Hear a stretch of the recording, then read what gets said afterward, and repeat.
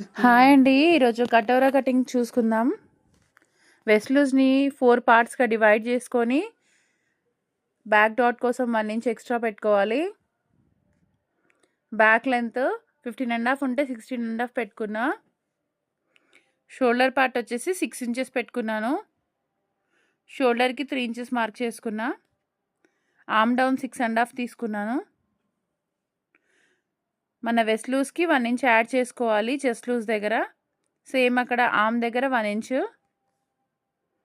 Neck deep వచ్చేసి తనది 9.5 ఉంది.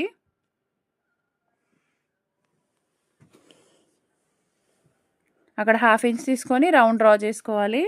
బ్యాక్ పార్ట్ యాస్టీజ్ ఉంటుందండి. ఫ్రంట్ మాత్రమే కటోరా కటింగ్ వస్తుంది.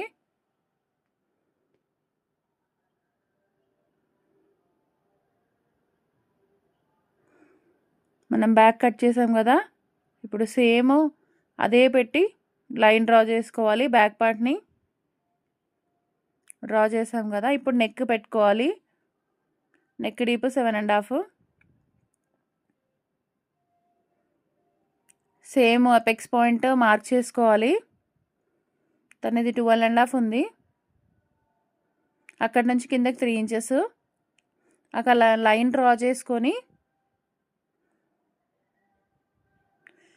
మెడ వైపు 1.5 ఇంచ్ పైకి పెట్టుకోవాలండి.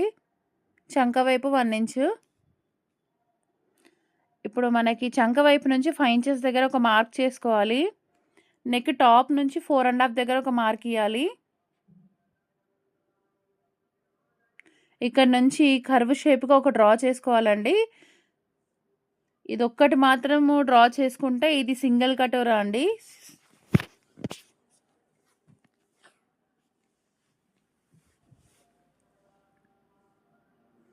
సేమ్ ఎపెక్స్ పాయింట్ అలానే అండి. డాట్స్ వేసేసుకోవడమే నార్మల్ బ్లాగా.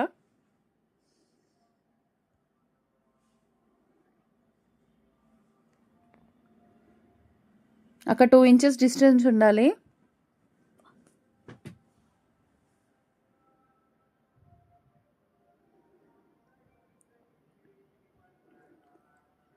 నెక్స్ట్ మిడిల్లోకి ఒక డ్రా చేసుకుంటే అది డబల్ కటోరా అండి. అటా 1/2 ఇంచ్ ఇటా 1/2 ఇంచ్ మనము ఎక్స్ట్రాగా తీయాలి షేప్ కోసము.